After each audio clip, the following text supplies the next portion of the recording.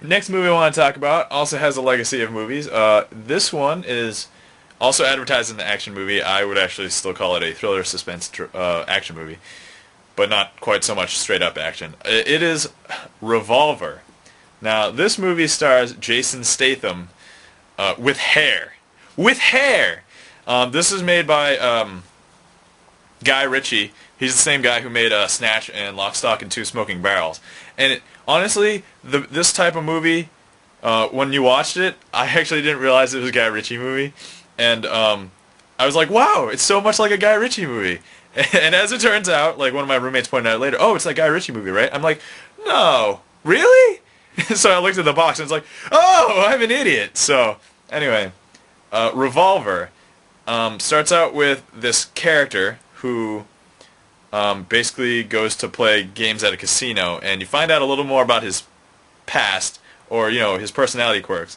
He doesn't like to be in tight and closed spaces, i.e. elevators, and he's got this anyway, so Jason Statham, he looks so radically different with hair. I mean, it's him still, but he's got facial hair, and he's got, like, longish hair, and it was ridiculous. It was, anyway, he did a good job. Ray Liotta plays this crazy gangster mob boss person, and I don't want to give too much away, but they kind of go deep in his story not too far after, like, the first 5 minutes. And there's not too many crazy action movies, but it's very well done. It's very similar to Snatch and Lock, Stock, except not as British. You can actually understand the people a lot easier. And it's very clever and intelligent how they craft the plot. Acting is very solid. In honestly, all these movies that I'm reviewing today, acting is very solid. Dialogue, very clean. Everything is just very good. So, if you enjoy that kind of movie, definitely recommend. Not quite for everybody, as I said. If you don't like thinking, these are not type of movies for you. So, there's that one. Now, those two movies, as I said, coming out on DVD. Next one I'm going to review, Vantage Point. I actually watched it at the movie theater yesterday. So, let's go over that. Now, the thing about this is, when I first saw the trailer to this movie, I totally wanted to see it. It just seemed like one of those movies that was going to be fast, action-packed, and we got to the theater. It was actually very fortunate because it was the middle of the week, and it was earlier in the day.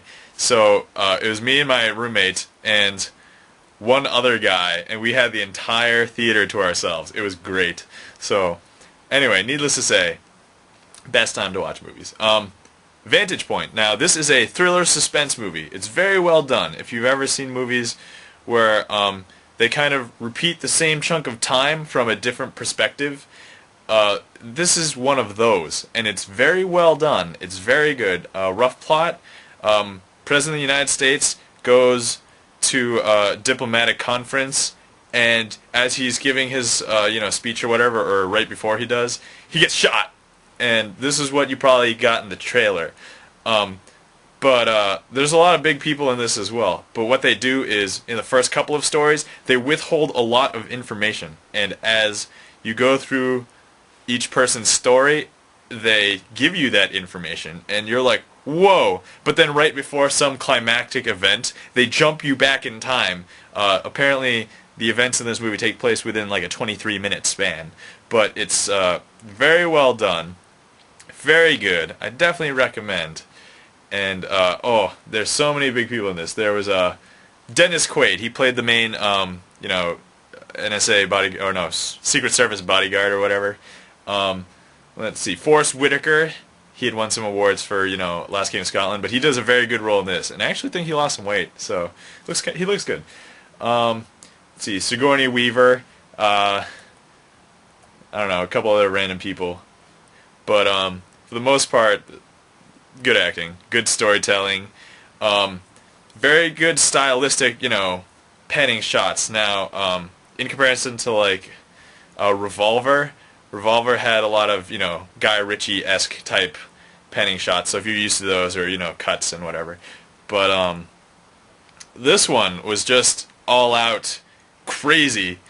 And okay, so the first 5 minutes were kind of slow, but after the disaster happens for the first time, it is ridiculous because it is like nonstop tension, edge of your seat.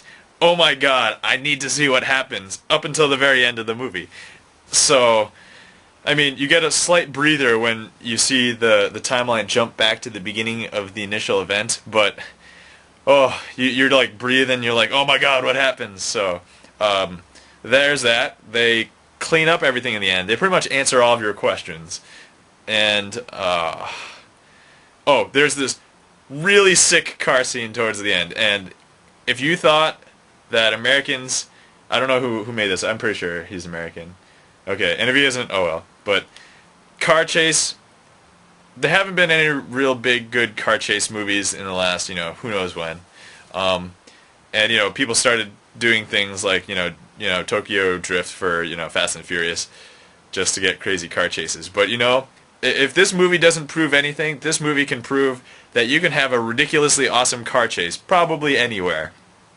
And I forgot which country it takes place in, but in the Middle East. Okay, there's these two cars chasing each other later in the movie. Won't tell you why, won't tell you who's in them, won't even tell you what cars they are. But very narrow streets, very crowded, lots of people, lots of other cars in the way, and it just makes for a ridiculously intense, chase through the streets. So, anyway, Vantage Point, definitely recommend. Probably one of the better movies I've watched lately. Although it's kind of tough to compare because all these movies were pretty good, but to a different extent. So, Vantage Point, straight up good action movie. And it does have a lot of thriller suspense elements to it, but it is definitely an action-packed movie. So, definitely recommend that. Anyway, hopefully that was helpful, guys, and enjoy the movies.